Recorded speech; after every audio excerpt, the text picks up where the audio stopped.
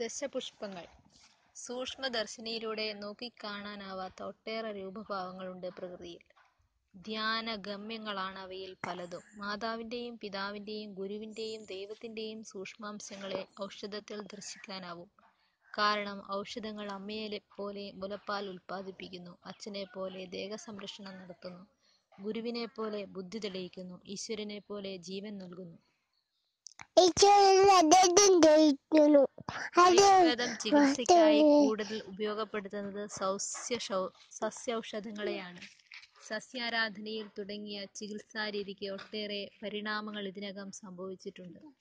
അഥർവവേദത്തിൽ പൂവാങ്കുറുന്നിലയോട് ഇങ്ങനെ പ്രാർത്ഥിക്കുന്നു: